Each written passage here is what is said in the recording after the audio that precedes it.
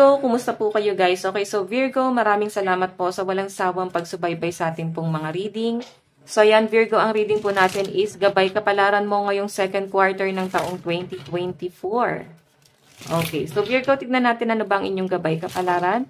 So, remind ko lang kayo guys, no, na maganda pa rin na alam nyo ang inyong Sun, Moon, Rising, and Venus sign para sa iba pang guidance. Okay, so tignan natin Virgo, Sun, Moon, Rising, and Venus sign.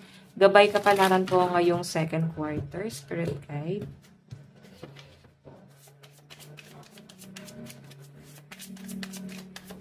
Okay, so meron tayo guys, Ace of Cups. New relationship, pure intention and joy. So may new love, no? Or maaring magkakaroon ka ng mga bagong connection, bagong kaibigan, mga bagong kakilala, bagong karelasyon, ganon yung nasasagap ko. Or maaring makakapagbigay sa inyo, Virgo, ng kaligayahan. Nakikita ko na pure yung intention nitong mga taong to. As in, mapagkakatiwalaan mo talaga sila. Okay? So, tignan natin. Virgo, meron tayong the Fool, income, new beginning, leap of faith. Sabihin, magkakaroon daw ng new beginning pagdating sa income mo. So, sinasabi dyan, kailangan mo lang daw dito, Virgo, is magtiwala. Okay? Ang mga Virgo naman kasi guys, mabilis naman din guys yan magtiwala. Pero talagang napaka-private ng buhay nila. Oh, pansin ko lang guys, no, bakit ganun kayo? Gusto ng private life. Okay. Actually, meron naman din kayo guys ginagawa na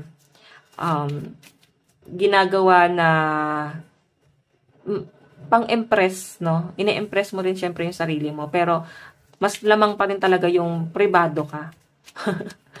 Okay, meron tayo guys, King of Coins. Ayan. Lalo na pagdating sa success mo, magandang daloy ng pera. Wow, napakaganda nito guys. No, ngayong second quarter guys, as in, bubuhos ang biyaya mo guys. May nakikita ko mga bagong paparating sa inyo, mga bagong opportunity. Pero ang nakikita ko kasi dito Virgo, hindi mo yan guys masyadong na-appreciate eh. Kung ano man tong na-achieve mo, hindi mo siya guys gano'n na-appreciate. So, siguro kasi hindi ito yung gusto mo or maaring iba talaga yung gusto mo. Something more. So, sabi nga dito guys, maging grateful tayo kahit maliit or malaking bagay man yung nakukuha mo para sa sarili mo. Maging grateful ka, okay? So, tignan pa natin, guys. Ayan. Or baka naman, guys, ito is mga taong nai-involve sa inyo na ibinigay mo na lahat, guys, is para bang napaka-ungrateful pa rin. Ayan. Tignan natin. Meron tayong the Moon. Diba? Private life, secret. Marami ka siguro, guys, hinanakit na gusto mong solusyonan mag-isa. Okay, the Moon. Meron tayong 8 of Swords. Actually guys, nahihirapan ka na may tinatago or pwedeng may nababalot ka sa isang kasinungalingan guys. Nakikita ko na na-stuck ka dun sa bagay na yun at nahihirapan ka guys na alisan. Okay, siguro meron kang tinatago. Habang tumatagal guys, mas lalong bumibigat sa pakiramdam mo yung mga nangyayari. And kung makikita nyo guys, 6 of Wands. Ayan. 6 of Wands. Pasensya na guys, na napipiyok. 6 of Wands kasi guys, may nakikita akong biyahe na paparating sa inyo.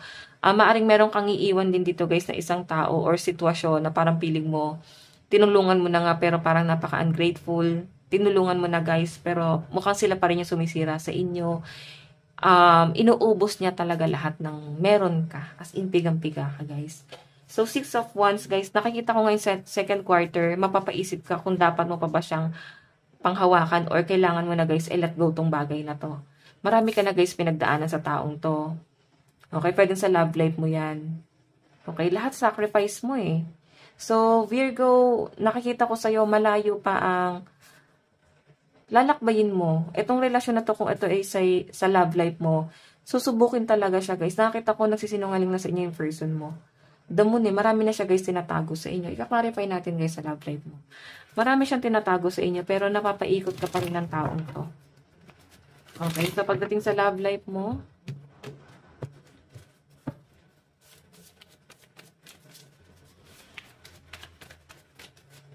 meron tayong Death and Rebirth. Meron tayong King of Wands. Ayan, may new beginning. Ibig sabihin, may babalik pa rin talaga sa inyo. O iba sa inyo guys, maaaring hindi pa rin kayo makaalis kasi nakadepende ka pa rin sa person mo. Pwedeng may naibibigay kasi siya sa inyo na pera, nasusuportahan ka niya. Or baka ikaw to guys, mararamdaman mo na para bang napipilitan na lang tong person mo sa pagsasama nyo kasi baka may naibibigay ka. Ayan no. King of Wands, hindi kanya guys gano'n na-appreciate. Alam mo, parang ginagamit ka na lang. Yun ang nafe-feel ko dito, Virgo. Gamit na gamit ka ng person mo. Okay?